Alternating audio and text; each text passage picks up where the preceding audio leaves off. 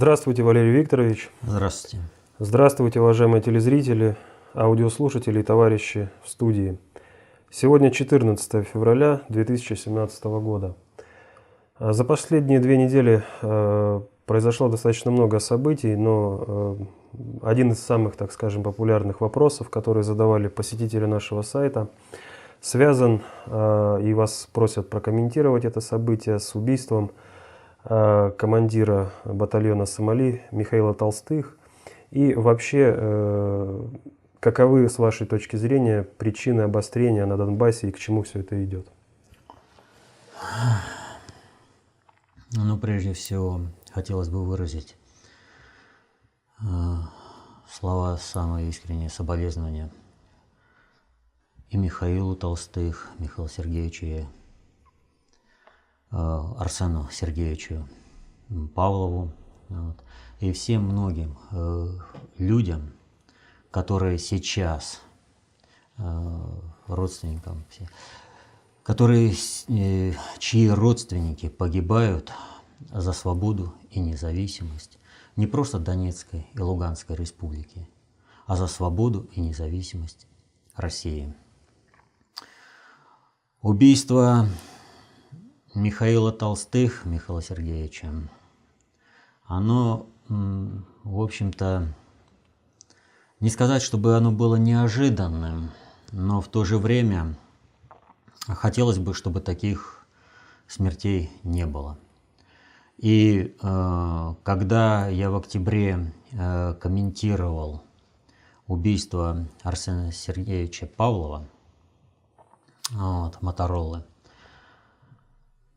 я говорил о том, что ключевая проблема в том, быть или не быть Минским соглашением. И вот что мы за последнее время наблюдаем? За последнее время мы наблюдаем то, что на Минские соглашения идут просто колоссальнейший наезд со всех сторон. И особенно в этом стараются различного рода патриоты. Минские соглашения не нужны.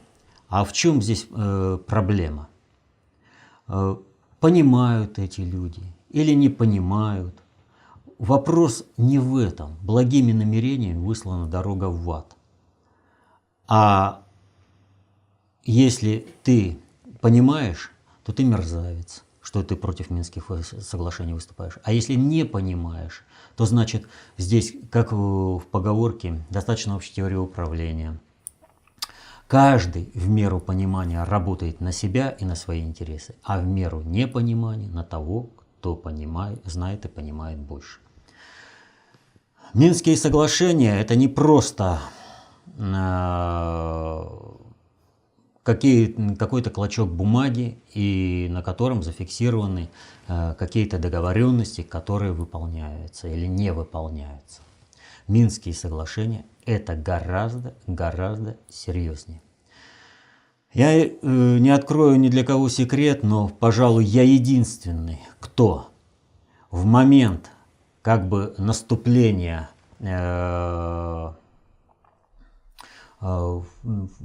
войск Донецкой и Луганской республики поддержал Минские соглашения и говорил, просто необходимо было завершать. И дело даже не в том, что Минские соглашения как этап, когда планируется война, вернее, когда любая война заканчивается каким-то миром, и нужно его заканчивать. Дело в другом. Если вы сейчас откроете карты любые, украинские, вообще любых исследователей, то вы увидите, что на тот момент, когда Минские соглашения в принципе заключались, они готовились, Луганская и Донецкие республики представляли из себя, в общем-то, швейцарский сыр. В общем-то, доходило дело до 9 котлов. Вот сейчас мы говорим об Иловайском разгроме, но Иловайского разгрома могло и не быть, а мог случиться совершенно иной вариант. Вот как бы мы ни относились к Стрелкову, но если бы он не ушел из Славянска, то войск для обороны Донецка, для Иловайского котла, для многих других операций просто бы не было. Нечем было бы сражаться. И вот оно наступление. В котлах осталось огромное количество людей. И вот они были дезорганизованы. У них была паника. Им бы только удрать. Говорили: ладно, оставляйте оружие тяжелое. Уходите. Не хотим оставлять оружие тяжелое. Будем уходить с тяжелым. Да уходите. Вопрос заключается в следующем. Как только возникает ситуация, когда наступает какое-то успокоение, на уровне сержантского состава произойдет объединение, и вот эти котлы порвали бы тылы Луганской и Донецкой республики, и никакой Луганской и Донецкой республики просто бы не было. И нужно было фиксировать эту точку. Нужно было договариваться с позицией силы, что и было сделано. Когда там кто-то говорит, что были вот такие варианты, другие, там отпускники, там северный ветер, все прочее. А отпускники, взяв территорию, как вы ее собираетесь сохранять? Не поэтому ли, что сейчас избыток чисто мышечной массы и вооружений, сейчас идет определенный отжим территорий. Где-то там серую зону занимают и все прочее. Так вот, суть заключается в следующем. Нужно было, первое, институализировать Донецкую и Луганскую республики как правопреемников государственности Украины. После государственного переворота в 2014 году государственности на Украине не было. И до сих пор нет. Там есть дикое поле, о чем свидетельствует то, что различные банды устанавливают свои порядки. Монополию на насилие Украина, в общем-то, потеряла, киевская банда. И только идет государственное строительство в Донецкой и Луганской республике. Но для того, чтобы это шло, это строительство, нужно, чтобы они были. Они должны состояться как государственные субъекты, как международные субъекты. И дальше возникает вопрос. Вот скажите, вот Владимиру Владимировичу Путину больше делать нечего, чтобы в 18 часов в Минске вести переговоры. 18 часов. Сказали бы, посидели, поговорили и ушли. Дальше встретимся. А почему он их держал? А потому что сейчас они уйдут, и завтра встречаемся на новой основе. А сейчас нужно дожимать, постоянно дожимать. Да, и Франция, и Германия, и киевская банда, они постоянно вели переговоры с Вашингтоном, постоянно получали оттуда указивки. Но их нужно было дожимать, их держать. Вот все происходит наилучшим образом, сообразно реальной нравственности и этики всех участников процесса. А этика участников процесса минского формата, нормандского формата заключалась в том, что якобы есть государственность Франции и ФРГ, Германии. И вот на этой основе и Путин их давил. То есть вы как государство обязаны предъявить что-то. Он их зацепил. 18 часов шел переговорный процесс. 18 часов были зафиксированы те соглашения, которые были зафиксированы в последующем. Еще не успели, они просто не ожидали ничего, что будет такой быстрый дипломатический маневр, и эти соглашения будут зафиксированы в ООН. И вот здесь-то наступает вопрос, а что дальше-то делать с ними? Да, там объявляют Россию, что она не выполняет Минские соглашения, что угодно. Но весь-то вопрос заключается в другом. Что такое вообще Минские соглашения? С кем мы имеем дело и наши партнеры? Вот если брать по сути, наши партнеры, как просто вот субъект, это просто мрази. Вот без всякого. Где и когда наши партнеры сдержали свое слово, если к этому не было обязывающего обстоятельства, которое заставляет их выполнять взятое на себя обстоятельство? Что, Гитлер выполнил свое акт о ненападении, соглашение? Да ничего подобного. Или, может быть, НАТО выполнило свое соглашение о том, что оно не будет расширяться на восток? Да ничего подобного. А вспомните, международное посредничество при заключении соглашения между Януковичем и оппозицией. Да кто на следующий день вспомнил про Януковича и про то, что был совершен государственный переворот? Там совершенно другое пошло. Да, они фактически совершили государственный переворот, легитимизировали его, все. Да, сказали, у тебя будут определенные процедуры, но выполнять они это не собирались. Просто не собирались. И им никто в прессе, в западной прессе никто на это не укажет. Да и наша пресса, в том числе и патриотическая, она что-то помалкивает. Вот с кем мы имеем в виду дело. Если мы не понимаем этого, ну грош нам цена. А если мы понимаем, что мы в любой момент можем оказаться в ситуации проигравшего, то мы и должны вести такое. Почему проигравшего? А потому что мы верим на честное слово. Никогда Запад не был честен. Это в принципе не в западном менталитете. Запад и честь – это понятия несовместимые. Запад, выгода – это да. Посмотрите все эти сказки. Если надо нарушить клятву, без проблемы. Западные фильмы посмотрите. Надо нарушить клятву, если это тебе выгодно. Без проблемы. И вот здесь мы выступаем, получаем Минские договоренности. А что такое, по сути, Минские договоренности? Минские договоренности – это план будущего. План, с которым мы идем к людям. И мы представляем этот план и говорим, минуя западный истеблишмент, минуя те, с кем мы имеем отношения, а мы идем к народу и говорим, люди, вот Минские соглашения, вас устраивает? Люди говорят, да. Вот. Надо их выполнять.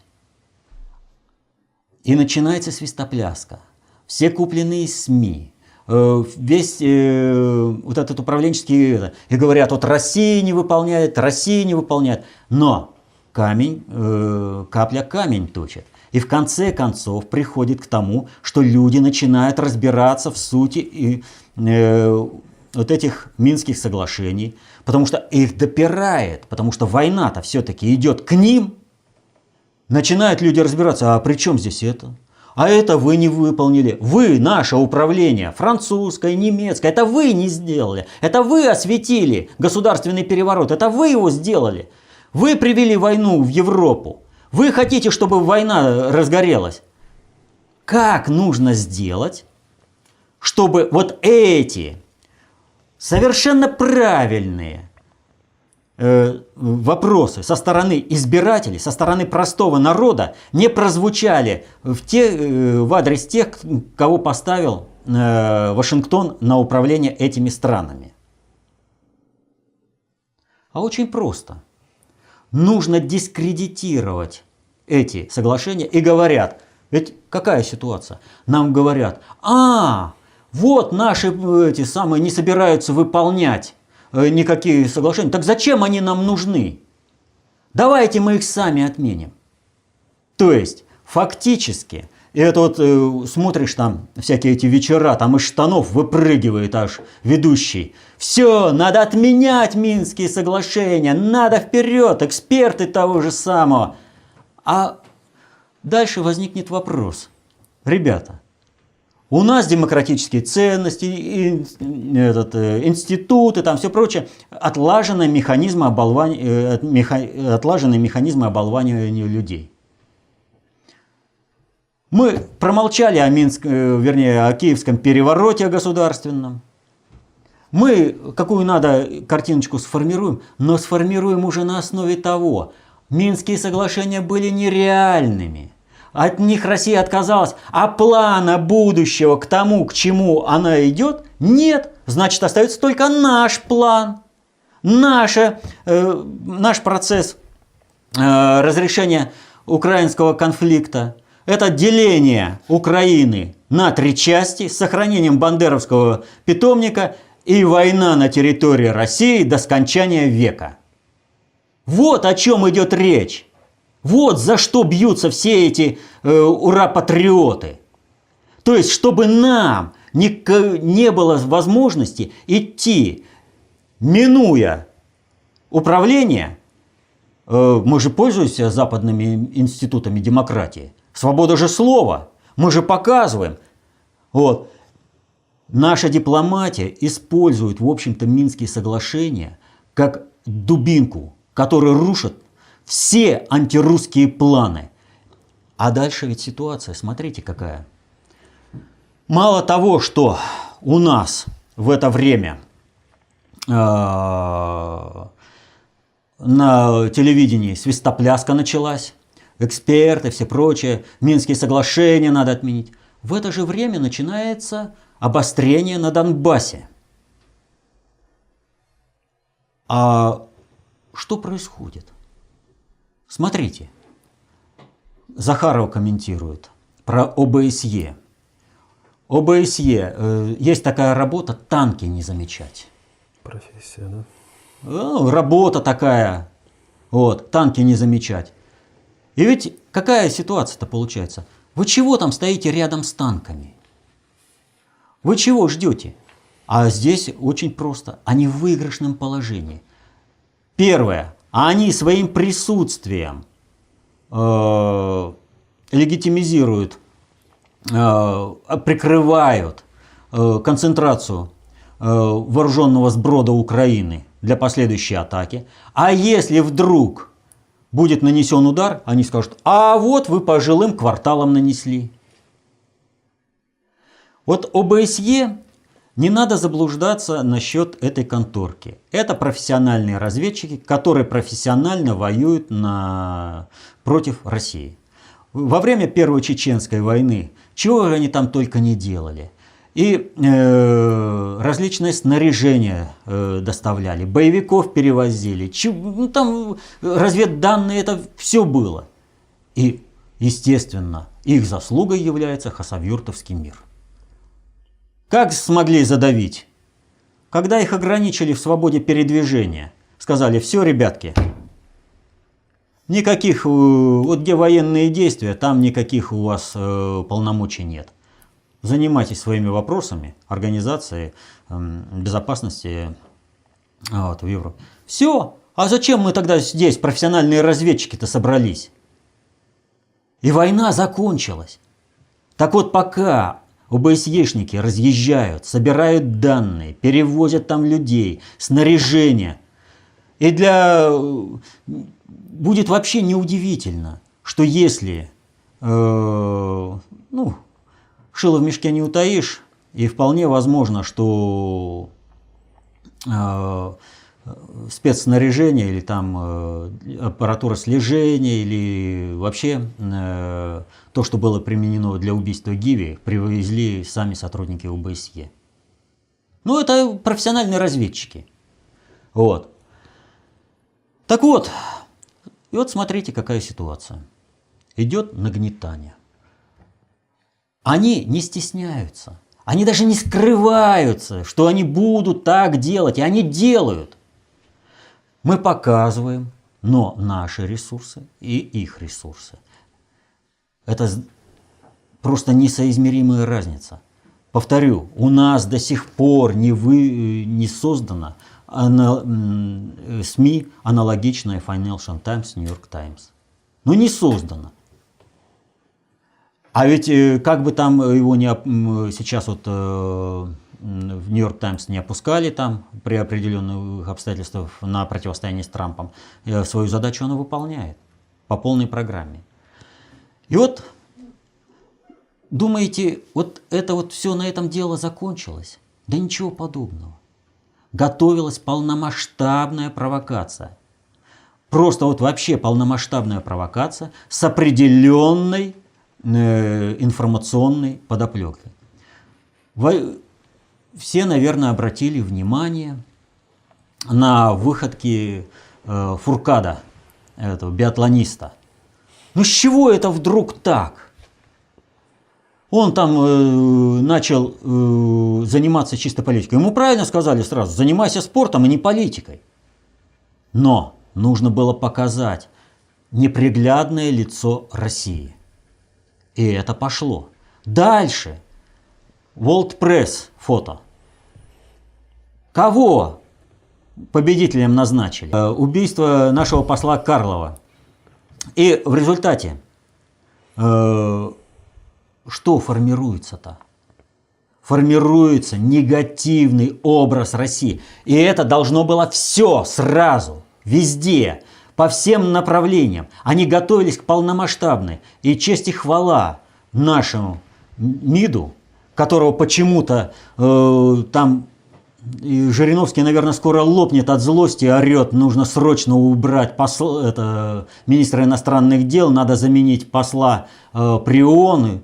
Ну, на кого работает? Ему правильно, в общем-то, Кургинян сказал: все, что ты делаешь, работает против России. Ты обеспечиваешь информационно работу против России.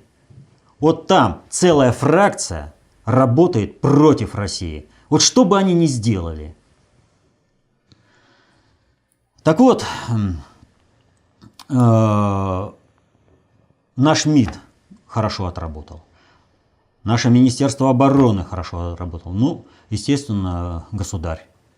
Вот это вот все работает против Минских соглашений. Им нужно отказаться. А зачем им еще нужно отказаться? Вот была война в Ливии.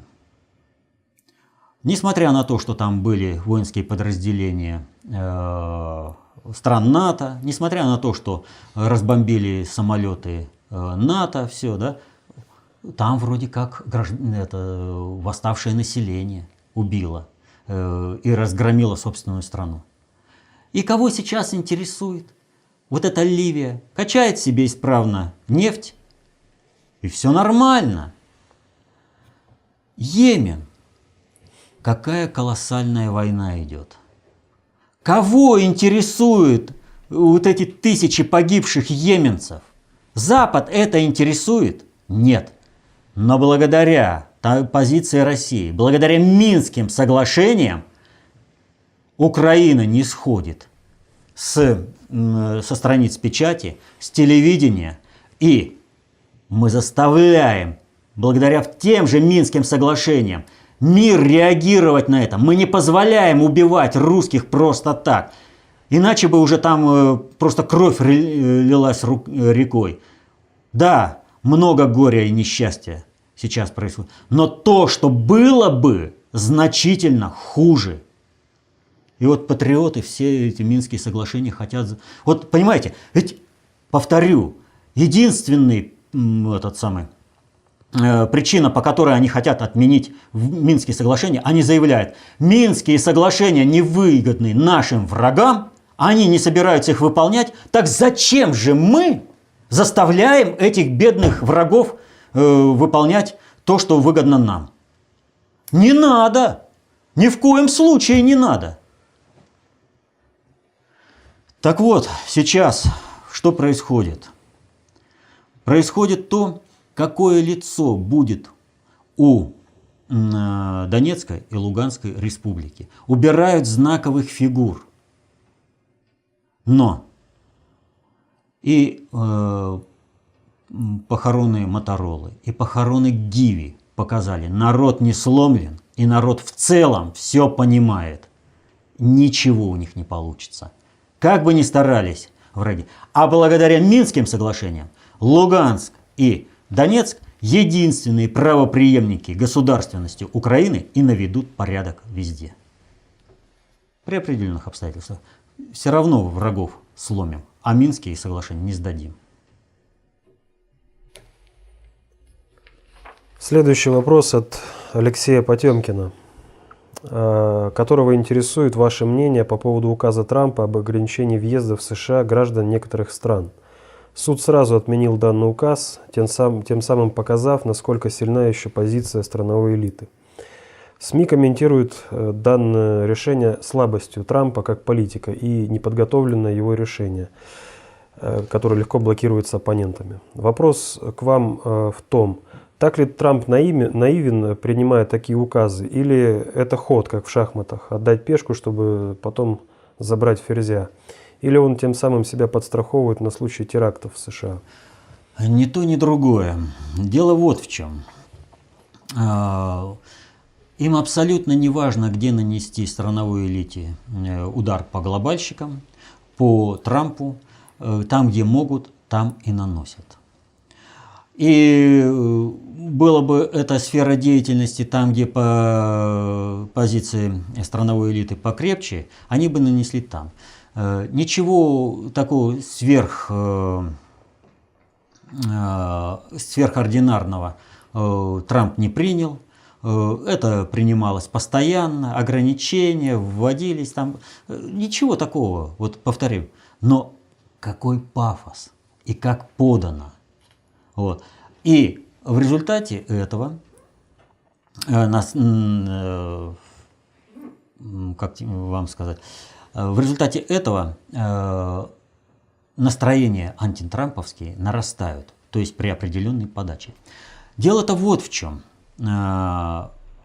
Вот сейчас, буквально сегодня, стало известно о том, что Майкл Флинн, помощник по национальной безопасности, вынужден покинуть свой пост.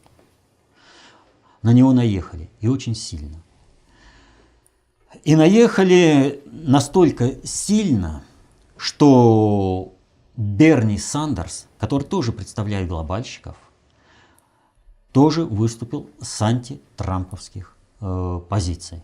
Почему? Вот представьте себе ситуацию. У вас огромное количество людей, не понимающих и не знающих о глобальной политике ровным счетом ничего, но свято верующие в том, что Соединенные Штаты – это главнюки в мире. Вот всем они руководят. Их такое огромное количество во всех международных институтах. Они в государственных институтах, которые, в общем-то, Госдепартамент Соединенных Штатов для него, что штат Техас, что Франция, это одна разница. Они работают и с тем, и с другим субъектом, вернее, с объектом одинаково. И поэтому вот эти люди имеют свой интерес. Они жировали за счет обдирания, ограбления всего мира. И вдруг им говорят: все, ребятки, Пакс Американо закончился, у вас просто не хватает сил для того, чтобы быть везде, вам надо ужиматься, и у вас очень серьезные проблемы. А они не хотят. Они просто не хотят. Они хотят дальше просто грабить весь мир. И вот это желание грабить весь мир, оно зашкаливает. Поэтому Берни Сандерс, вот как Байден, Обама окружили Хиллари Клинтон и в своих крепких объятиях ей не позволили стать президентом Соединенных Штатов, так вот Сандерс брошен как в бой, как такой же лидер, который бы повел туда, куда надо. Нужно выпустить в свисток. Проблемы у Соединенных Штатов огромные. Страновики это не понимают. А вот глобальщики это понимают. Вот сейчас происходит, в общем-то, неизвестно, в общем, чем закончится, пока еще неизвестно. Может быть, удастся в какой-то степени на Аравильской плотине и разрулить ситуацию, но положение более чем критическое. Более чем критическое. И ведь суть-то в чем? Более 10 лет в технологическое поддержание Аравильской плотины не вкладывалось ничего. Более того, когда про аварийный сток в 12 лет назад им указали про то, что аварийный сток планировали эффективные менеджеры, манагеры, и что надо его бы укрепить, иначе будет большая-большая проблема. Вот. Тогда не поверили. Ну, 12 лет прошло, и что мы теперь наблюдаем? У аварийного стока сейчас уже через грунт или по грунту, неважно как идет, но если разрушится, вот и там уже далеко не ручейки пошли. Если разрушится плотина, то все рухнет. И положение, повторю, очень серьезное. Вот Трамп пообещал авиаперевозчикам феноменальную поддержку. И вот он там сказал: у нас устаревшая система самолетов, у нас устаревшие аэропорты, у нас устаревшие поезда, у нас плохие дороги. Мы все изменим. И ведь он не обманывает, он говорит правду. Вот по железной дороге каждый день с рельса сходит 4-5 поездов. Официальная статистика. Вот 13-й год. Крушение. 1698 погибших, 645. 14 год, 1721 крушение, 709 погибших. 2015 год, 1241 крушение, 688 погибших. 16 год, за 9 месяцев, 1002 крушения, 762 погибших. Вы понимаете, какая ситуация? Дальше.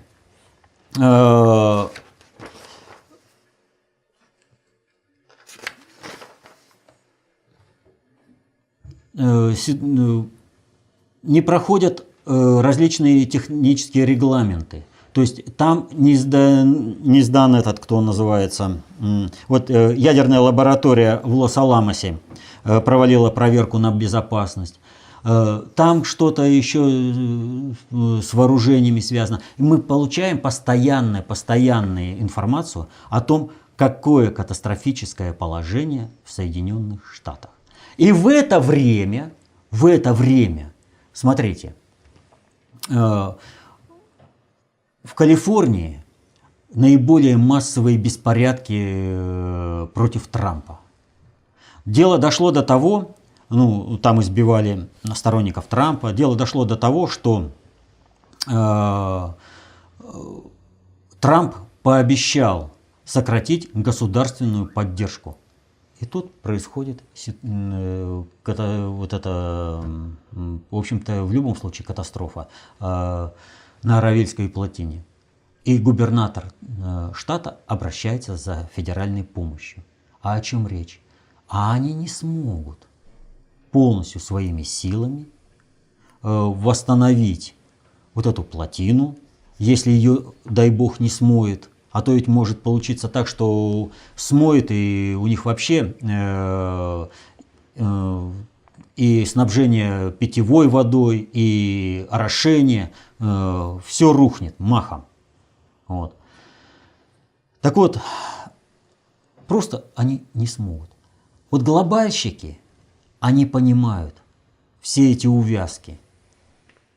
Они понимают, насколько хрупок этот мир. А страновики, они не понимают. И они рубят везде, где только могут.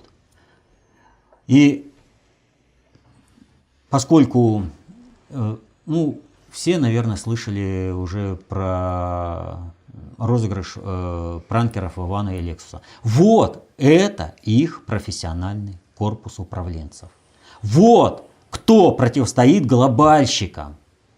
Это их уровень эрудиции. У нас даже самый тупой из подтанцовки Жириновского разбирается больше. Хотя, когда я слушаю, когда они там приходят на ну, там, ток-шоу. Да, на ток-шоу, ну просто волосы дыбом становятся. Ну это ну, просто невозможно. Я вот просто бы рекомендовал побольше показывать ЛДПРовцев, чтобы эту тему закрыть.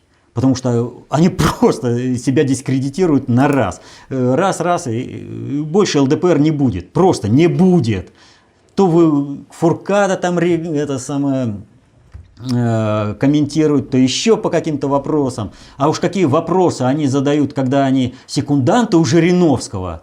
Ну, знаете, дебилом назвать, так это дебилов оскорбить. Вот. Поэтому вот, ну, вот уровень, понимаете, чисто американский уровень. И у глобальщиков сейчас стоит очень серьезная задача – сохранить Трампа для того, чтобы не допустить полномасштабной технологической катастрофы в Соединенных Штатах. И вот здесь вот была информация о том, что какой-то самолет опасно приблизился К самолету Трампа. к самолету Трампа. Ну, у них может хватить ресурса для того, чтобы убрать Трампа. Но тогда посыпется все. Но они этого, опять же, говорю, не понимают. Просто не понимают.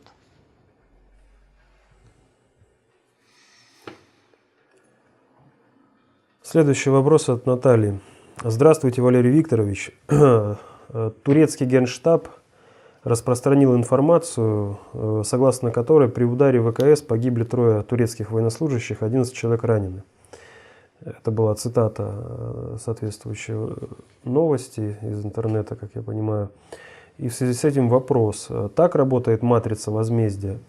Сначала Олег Пешков, Александр Пазынич, Андрей Карлов. Или это привет от ГП? Нет, это показатель суверенитета России. Я неоднократно говорил и повторяю, с Эрдоганом играть в честную не получится. По одной простой причине. Мы честны, а он будет подлечить, изворачиваться и любыми способами ну, стараться снова нож в спину воткнуть. Ну, мы должны понимать, с кем мы имеем дело. У нас все партнеры такие. Но других у нас просто нет. И мы вот с этим делом имеем дело. А здесь ситуация такая. Эрдоган, знаете, вот как это самое, положишь палец, он полруки откусит. Вот. Так вот, типа этого. На определенных основаниях, не в последнюю очередь, из-за участия Ирана, Эрдогану и Турции позволено проводить наземную операцию, реализовывать свои интересы для того, чтобы повысить устойчивость собственного государства. И других целей, кстати, нет. Вот. И он решил укусить побольше.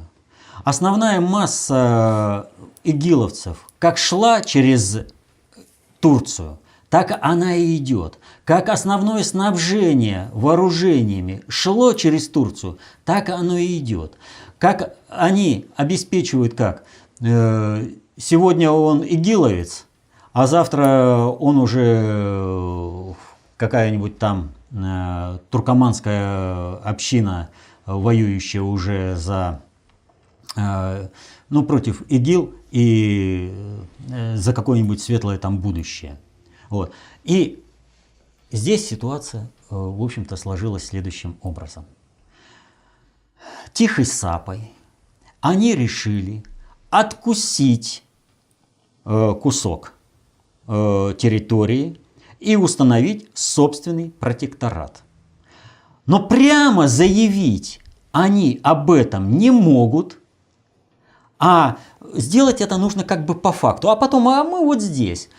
Естественно, информация о том, что вот здесь находятся турецкие войска, у наших ВКС была. Но не было официальной информации, потому что это сразу нарушение всех договорных обязательств и, в общем-то, игра не на том поле. Ну а раз здесь ИГИЛ, это законная цель. А если вы там были, вы объясните, почему вы там были, и вы должны были дать координаты, что вы там были. То есть турецкие солдаты заплатили своими жизнями за политические игры Эрдогана. Вот это армии Турции надо понимать. И он дальше будет расплачиваться жизнями своих солдат за свои политические игры. И ведь когда произошло этот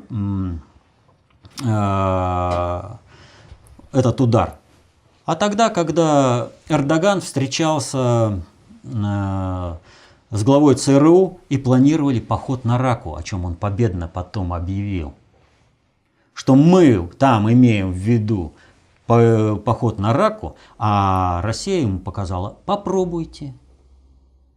Вот попробуйте без нас что-то сделать. Да, мы, безусловно, предоставим вам возможность воевать на поле, но потом вы уйдете. А если не уйдете, извините, вы нарушили суверенитет другой страны. Поэтому здесь это вот показатель того, что с нами играть нечестно не надо. Мы играем честно. Поэтому вот здесь правду говорить легко и приятно. То есть все, выверили определенные договоренности. Нарушаешь, получи по полной программе. Соблюдаешь, тоже хорошо.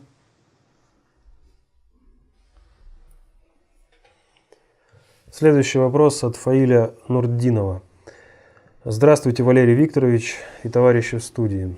На странице комментариев по вашему последнему выпуску, вот вопрос-ответа, я написал следующее. А вы не думаете, что не все, что говорит Валерий Викторович, следует воспринимать как безусловную истину? Может, не надо гадать по поводу Синклера и Строскана?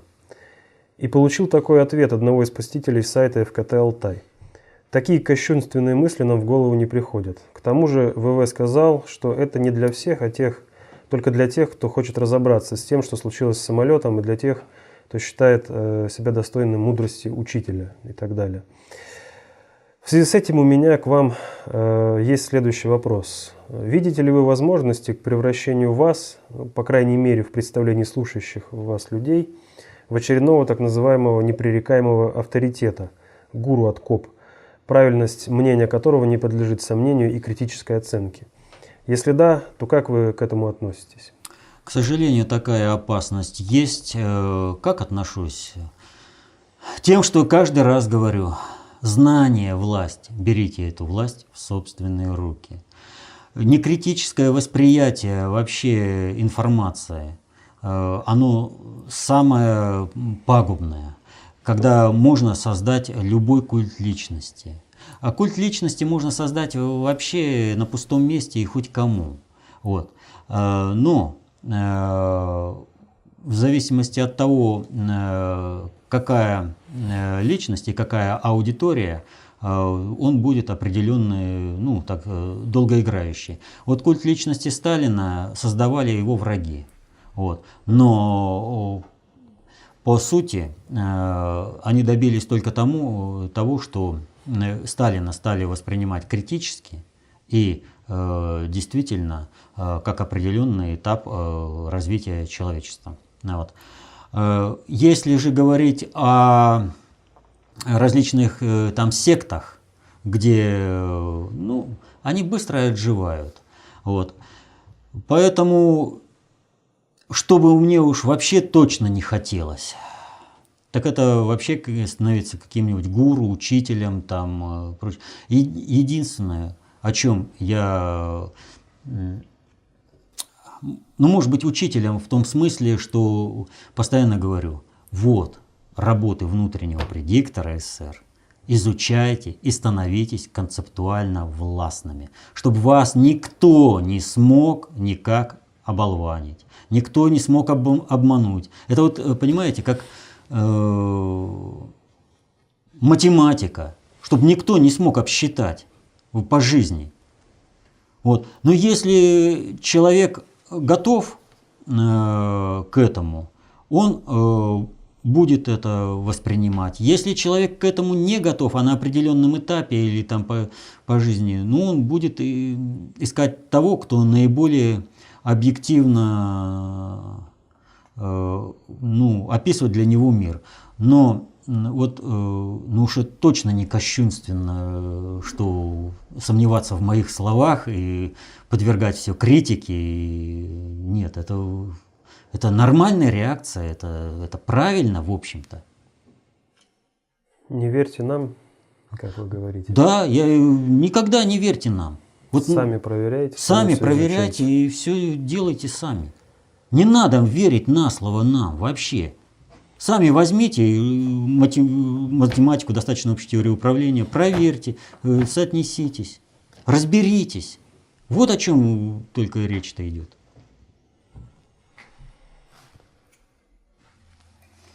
И вопрос от Василия из Тулы. Не сводится ли в цель кобовской мантры «все происходит наилучшим образом сообразно нравственности», тут нужно добавить и этики всех участников процесса, к целям других аналогичных мантр, таких как «любая власть от Бога», «народ достоин того правительства, которое имеет», «все, что не делается, все к лучшему».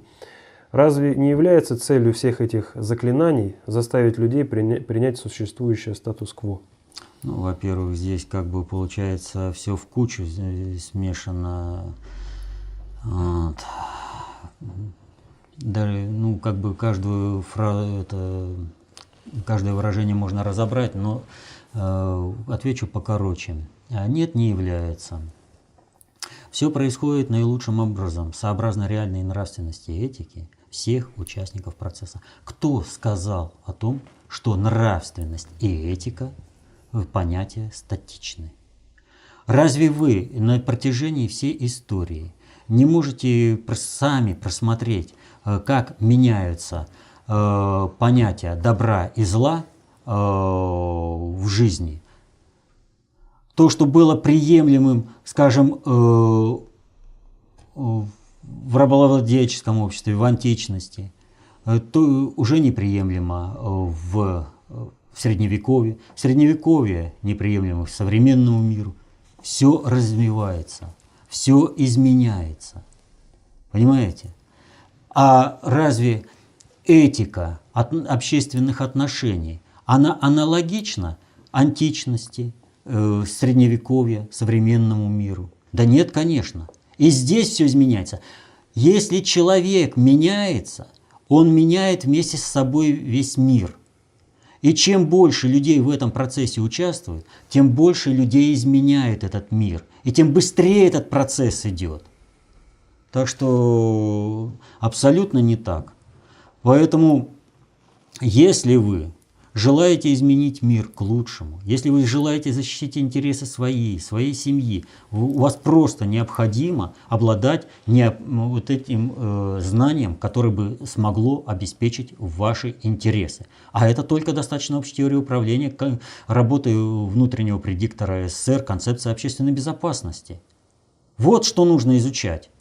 И тогда вы станете концептуально властными и защитите интересы своей семьи. Но, опять же,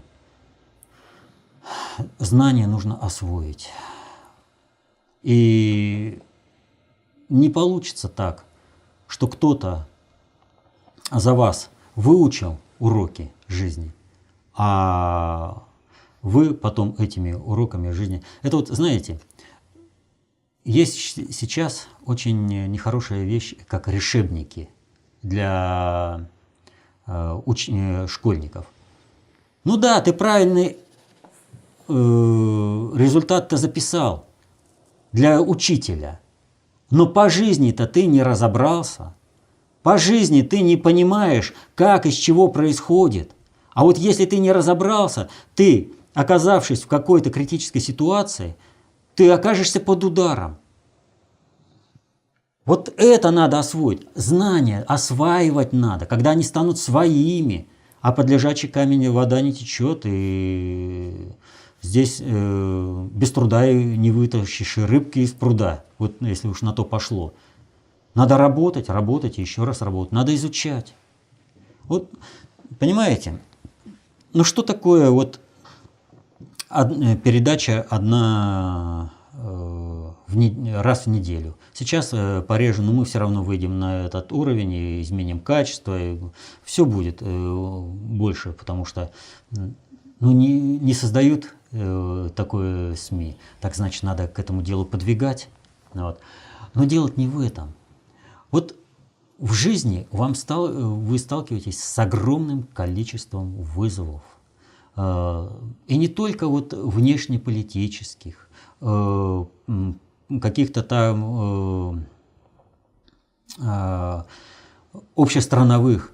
У вас огромное количество проблем, которые нужно решить по жизни. Вот если вы знаете достаточно общей теории управления, концепцию общественной безопасности, вы знаете, вы можете выявить причинно-следственные связи, определить, откуда что идет. Вы качественно защитите интересы своей семьи. А если вы не знаете, то вы всегда будете под ударом. Так что у каждого свой выбор.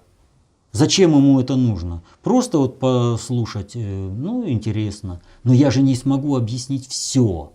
И по Трампу, и по убийству Гиви, Моторолы. Я же не могу, вот, ну все, там такой объем информации. Вот я уж опять как бы вот вернуться, да,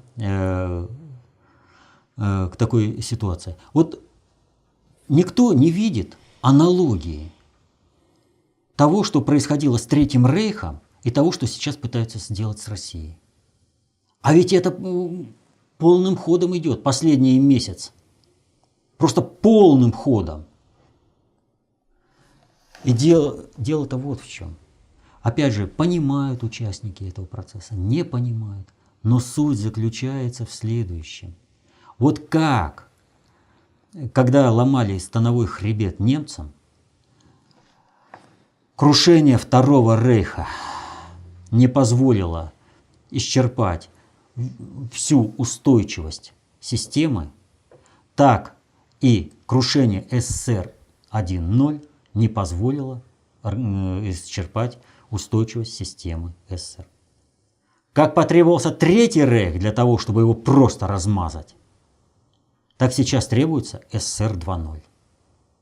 А вот понимают люди это или не понимают. Можно делать так СССР 2.0, что будет один результат. А можно делать СССР 2.0 таким образом, что мы получим, когда приезжает министр обороны в Японию, вот, и перед ним премьер стоит на вытяжку. Все сделаем, все как скажете.